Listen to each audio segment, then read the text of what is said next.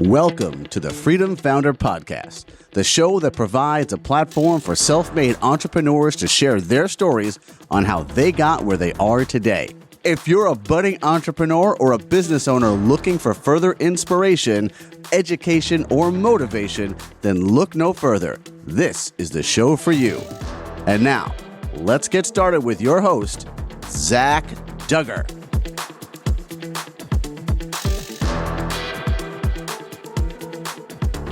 Welcome to the Freedom Founder Podcast. I'm your host, Zach Duggar. Now, life should be a continuous and never-ending improvement process for most of us. And I think that's where my guest today has experienced things go in his life as well. So I want to welcome Aaron to the show today. Thank you for joining me. Hey, Zach, I'm great to be here. Excited for this conversation. Absolutely. Now, I forgot to inquire before the episode for our guest. How do you pronounce your last name? Trahan. Trahan. Okay. So Aaron Trahan, thank you for joining me. Now, it would be remiss of me to not start a little bit at the beginning. So let me ask, when you were getting started in your career in the business world, what were you doing? What were you doing at the time? And how did that progress for you? Yeah, the beginning of my career seemed, looking back now, just really fast and furious. I was, working in a very fast-paced retail environment where I oversaw merchandising, product, really go-to-market strategy on how to price, how to market, how to position, and being dropped into a leadership role at the early age of 23, 24 years old, you really find yourself learning on the fly every single day, every single week. Was a new learning activity, not only from a personal standpoint of me, getting uncomfortable, jumping into new leadership roles, but also being in a fast-paced growth environment. So the company was growing, the industry was growing. So it was a lot of growth, a lot of having to keep up. And, as my career progressed, I eventually found myself as part of a senior executive leadership team, kind of helping oversee $1 billion organization, all before the age of 30. Now, while that's the headline, I think it's important to call out what sits underneath that was I made every single possible mistake there was to be made on that journey to get me there. And so the reason I bring that up is because it really opened up a pivot point in my career, almost kind of facing an internal crisis of, I always go back and cite the Marshall Goldsmith book, What Got You Here Won't Get You There. So when you're really looking yourself in the mirror and coming to grips with that being your reality, I knew that because of the success, because of the growth, I probably developed some bad habits, big ego, felt validated, thought I had it all figured out. When in reality, I needed to go back to the drawing board. I had to go back and redesign who I was, get back in growth mode to really set myself up for that next push. And that next push is really what I've identified to kind of be my passion, my purpose. And that's, performance coaching, helping others jump on that springboard that launches them from their current version of good to their future version of great, which is kind of what's led me here to talk to you today. Absolutely. Now, I know that our listeners will wonder, when you say you made every mistake known as you went along that journey, could you highlight a couple of those mistakes for us? Just give us a taste of what do you mean by that? Because some people would say, well, if I make a mistake, then I'm canned, I'm out. Yeah. I think it's, first and foremost, I think it comes down to, I think learning. When you think about a professional who stays in learning mode and is just a lifelong learner, the thing that I found is that is going to be a sustainable competitive advantage that you can bank on for years and years and years. And so the thing to watch out for, and one of the big learning lessons for me was success, especially today. If you look at the current success you're having, it can actually become the very thing that kills future success. So when you think about the start of your career, when you think about the journey at the very start, when you're up and to the right, you're hungry, you're Yep. relentless, you're getting after it, you're learning, you're taking risks, you're not afraid to kind of make mistakes, you're highly active. Now look at what happens to so many people, and especially happened to me. Once some of that success starts setting in, you've got some achievements, you've got some milestones, you've got some money in the bank now, you've got a nice title. Mhm. It's natural for us as humans to then take a step back. We're not as hungry. I mean, and you can see this play Sure. out in business and in sports. What happens when a new champion wins the belt? What happens when a team wins the Super Bowl? It's so difficult to repeat high performance for a second, Mhm. third, fourth time than it is to get there initially. And that's exactly what happens when we find success in the business world. So to sum it up and to more directly answer the question is not to think that you're the smartest one in the room.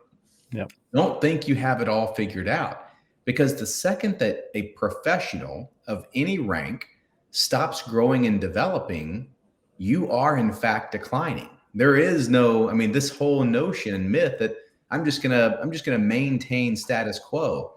Look around you. The Yep. world's evolving at an exceptionally fast rate. There is no status quo. If you're not growing and developing, you are in fact declining. So make sure you stay aware, you stay clear, you know what it is you're chasing and why you're chasing it.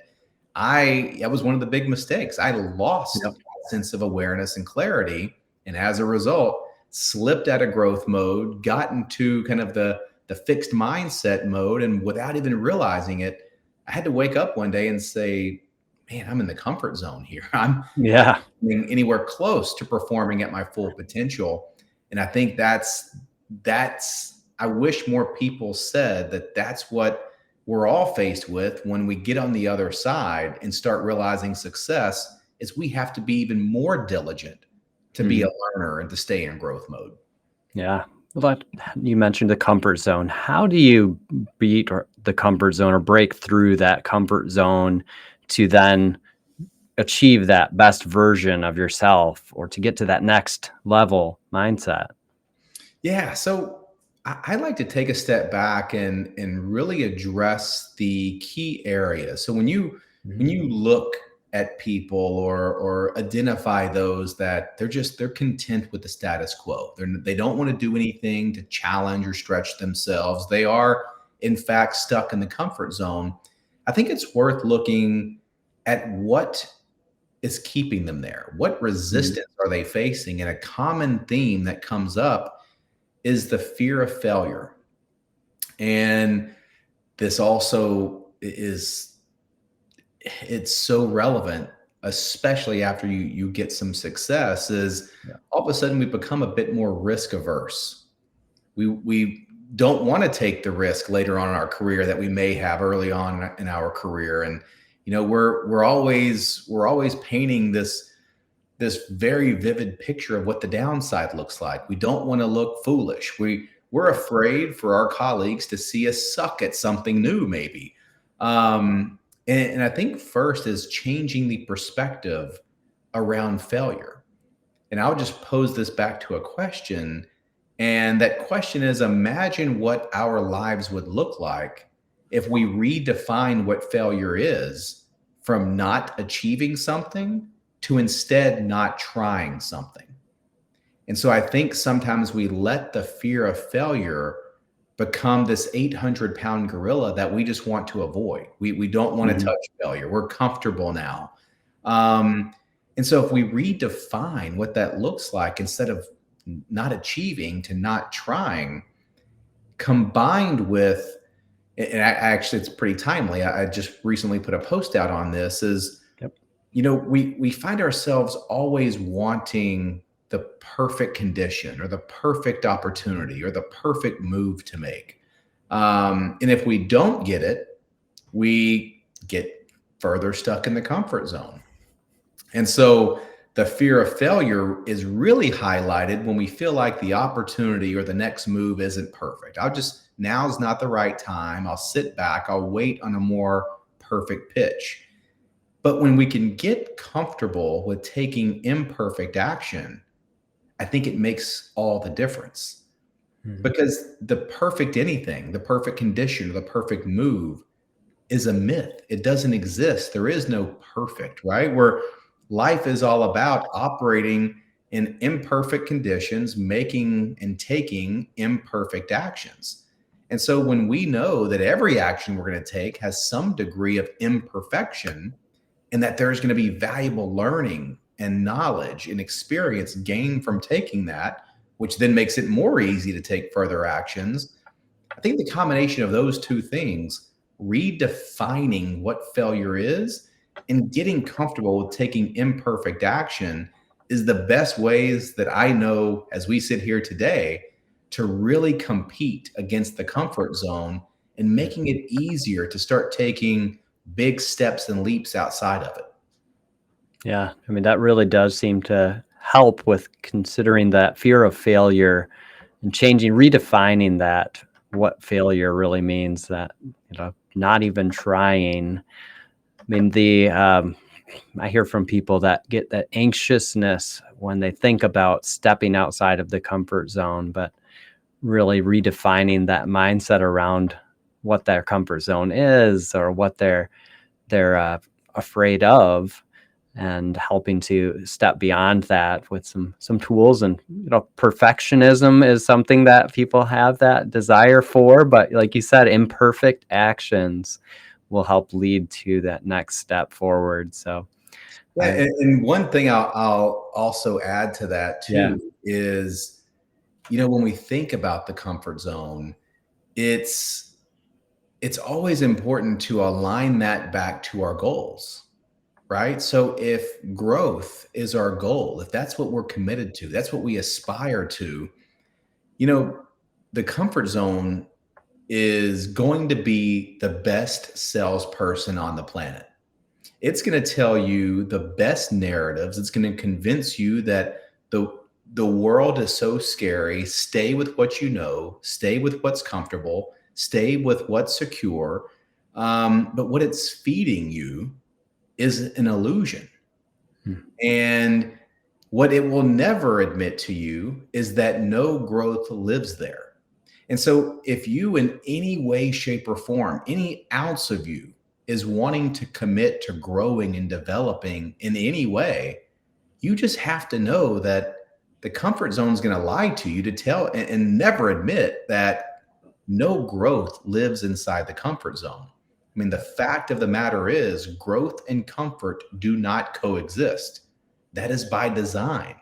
When we're growing, it is meant to feel a little uncomfortable. We're being challenged. We're being stretched. We're pulled to operate on the outer edges of our current capabilities. Don't take that discomfort as a negative. That's just simply the rent that's due to grow. So the longer you stay in the comfort zone and you have a goal to want to grow and develop, just know you're moving further and further away from achieving that goal because there is no growth there. Yeah. That was an excellent addition to what you just spoke of. I absolutely align with that. Now, you also speak about the 3-out success formula. Mm. Can you define that for us? Talk about a little bit of what that means. Yeah. So, I was looking back since I was really an intern. I just became, very intrigued and interested in top performers. When you look at the 10%, and as the famous saying goes, to be in the top 10% of anything, you have to be willing to do what the other 90% is either not willing or not capable of doing. So, how could I find out what that is? I mean, it's great to say at a high level, but what is it? What are they doing that the 90% is not doing? And I studied, I examined, I followed, I asked questions for the better part of a decade until it finally dawned on me there's a golden thread that I saw connecting all of the top performers that I knew in my life that I was around, and how I continue to see reach new levels of success after success after success where others seem to plateaued out. What were those differentiators? And that's what helped me come up with the 3 out formula. So number one, the top 10% or the outperformers, what they all would always do is they out prepared everyone around them. They were never caught unprepared. They almost took preparation as almost kind of, they just had a whole different standard of excellence of what put in to the due diligence, to the homework. They were just the best damn students in the class. They did their homework. They were prepared. This doesn't mean they were right 100% of the time. But if they were wrong, it wasn't because they were asleep at the wheel or were unprepared. They were just they always had the I's dotted, the T's crossed. And preparation is the single biggest factor that drives great awareness. And so that just continued to be a theme that showed up over and over and over. They were just never going to be, or their teams were just never not going to be prepared for anything that was thrown at them. Number two was they outworked everyone around them. And let me clarify what I mean by that. This is not some hustle culture language where they walked around bragging about working 80 hours a week. It's not about that. But what they did know, and they did have a deep appreciation for, is when it comes to time, we are all on a very level playing field. We all only have 7 days in a week. We all have 24 hours in a day. We all only have 12 months.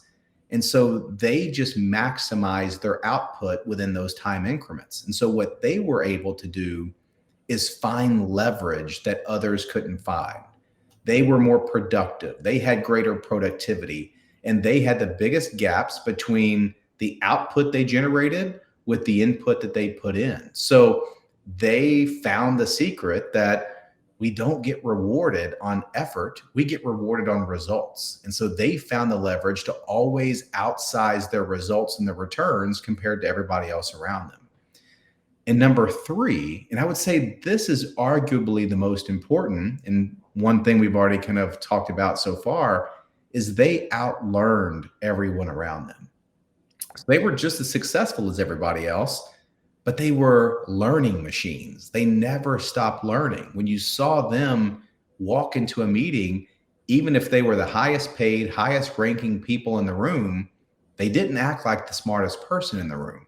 They wanted to get the advice, get the insight, get additional data points from people multiple layers below them, because they had this thirst for curiosity. They never took a stat or a KPI at face value. They just always wanted to know why. Help me connect those dots. And yeah, like we talked about earlier, lifelong learning is a sustainable competitive advantage. And they just realized that. So when you put it all together, they consistently outprepared, they consistently outproduced, and they consistently outlearned everyone around them. And it just became a formula that if you can consistently do those three things, it's actually pretty hard to not find next level growth and success.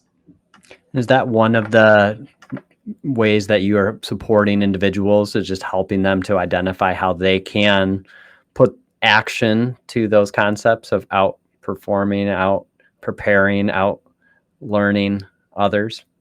Yeah, 100%. And it would be a shame if I didn't, quite honestly. I love to ask groups, as like, think of everybody in your life, whether it's your associations or circles.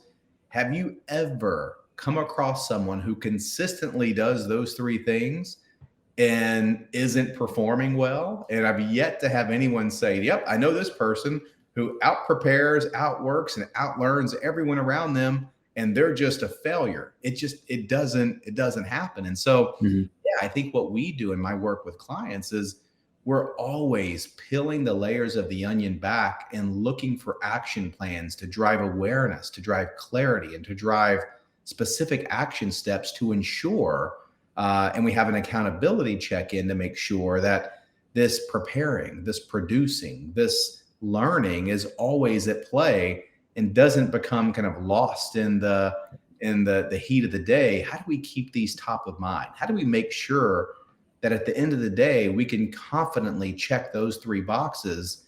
And if we keep stacking good days like that on top of each other, it without fail will generate amazing performance and amazing results. Yeah, absolutely. Okay. Now you also talk about the performance mindset, just that concept. When talking about that, what does that mean to you, or how would you define that? Yeah, it's I think the great work that Carol Dweck, the psychologist from Stanford, in her book Mindset, she's now kind of, thanks to her, I think the vast majority of society is now aware of kind of the mainstream definitions of a fixed mindset versus a growth mindset. And I think that's great. But I just felt something was missing. I felt there was more to the story that I kind of wanted to go further on, because here's what I noticed. And it kind of goes back to a general rule that I have that is the 70-20-10 mindset rule. And in my experience, what I've seen is in every room, on every team, and in just about every group, you're going to have this general rule apply. So how this breaks out is 20% of just about every group, every team, every room is going to be those that they may not openly associate with a fixed mindset, but their actions and behaviors absolutely have them closely associated with that. They don't want change. They don't like change. They want things to remain the same. They want things to be status quo. They'll openly admit to you, I'm not here to learn and develop. I would rather, dish out advice. I've been seeing this happen for the past 20 years. So anything that's changing or evolving, they don't like. Right. They just believe things are fixed and they need to stay fixed. And so I think of that almost more as a status quo mindset. Now, here's where it gets interesting. The 70%, when you tell any room just kind of the high level definition of a growth mindset, that the thoughts and beliefs that you can always, with the right amount of time, energy, and effort, develop new skills, increase your intelligence, enhance your capabilities. It's going to give you the grit to be able to kind of overcome the obstacles. Nothing's fixed. You can always grow what you want to grow. 70% of every room, without fail, at minimum, is going to raise their hand saying, yep, I identify with that. I've got a growth mindset. But what I found, especially knowing some of the people whose hands were going up, I said, wow, they sure as hell don't act like that. I mean, they're doing nothing to put action behind that. So yes, they may associate with a growth mindset. They may actually believe that. They're going to say all the right things. You go to their LinkedIn profile, they're going to post all the right things. But when you look at their actions, their habits, their behaviors, the routines, they're virtually doing nothing different than that fixed mindset group, except the words. And so what I found was there was a big bias for action component that's missing. And that brings us to the 10%. This is going to be the performance mindset group. So maybe 1 or 2 out of 10, 10 to 15 out of 100. This is going to be the group where they're never going to settle for status quo. They may have just as much success as everybody else in the room, but they're not resting on that success. They're not looking at a padded resume and saying, I can go into cruise control now. They're constantly evolving. They're constantly challenging themselves. They're constantly stretching, because they truly want to find out their full potential and what they're really capable of. So they're constantly looking out the front windshield and investing in themselves. They have this willingness and desire to reach a new level. They don't know what the next level is, but they know that there's another level and they want to find it. So what really separates that performance mindset group is that bias for action. It's the next level to the growth mindset that separates, or is separated, by just the sheer volume of action and investing being taken to tap into that growth mindset and put it to use. Yeah, what a clear distinction. I mean, that is something, especially when you know people that are raising their hands and they're not putting action to their words that Yeah. they're speaking. So definitely a difference there. And that's what you are helping people try to achieve through the work that you're doing. Now, you mentioned early on that this is a passion that you have found now and that you've moved into more in a full-time capacity. So let's just, for those that are listening and have an interest in really seeking that next level and springboarding past some of those early learning mistakes and errors that they can avoid with some support, what's the best way for someone to connect with you? Yeah, I think it's going to be going to my website, and that's performancemindsetcoaching.co. That's where you'll learn a little bit more about the approach, actually looking at the different levels that do make up my methodology. That is the performance mindset, kind of proprietary, action plan that we work on together, and Yeah. really building in that bias for action. I have a fundamental belief where I use the wisdom of the 100-year-old quote from Henry Ford as a starting place. That is, whether you think you can or think you can't, you'll always be right. Hmm. So that's why I think mindset is such an important starting block, developing the awareness that really opens up and helps us, just like when you open up your phone and you're looking at your Google Maps app. We have to develop very clear current location, have a very clear destination to be able to build an optimized route to get you from good to great. So you'll find all of that insight there on the website on how we approach that. Okay. That was performancecoachingmindset.co. Performancemindsetcoaching.co. Okay. PerformanceMindsetCoaching.co. Definitely check that out. Now, Aaron, I want to ask one question I like to ask all of my guests. If you were to be handed $1 million today with no strings attached to that as to how you're using it, how would you invest that either in your business or another endeavor, and why? Ooh, $1 million, no strings attached. Yeah, I would. Now, I was asked a very similar question just last week. Is like, where are you investing? Where are you putting money? And Sure. because I'm so passionate about what I'm doing right now, and I think I'm just scratching the surface, I would immediately look and kind of take one of my own principles. How can I out leverage everyone around me?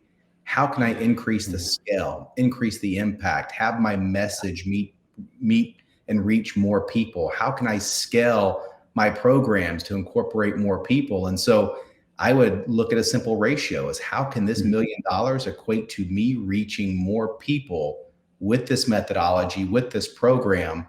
And so a simple way of saying it, I would invest it all on me and what I'm doing here today.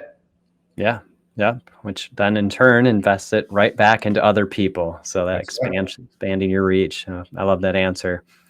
Well, Aaron, I appreciate taking the time today and talking through what you're doing. I love that you have shifted into this direction as you've got that realization for yourself, that needing to kind of reinvent and build on yourself. Now you're able to then pour back into others as they are growing and expanding in their vision. So thank you again for joining me today.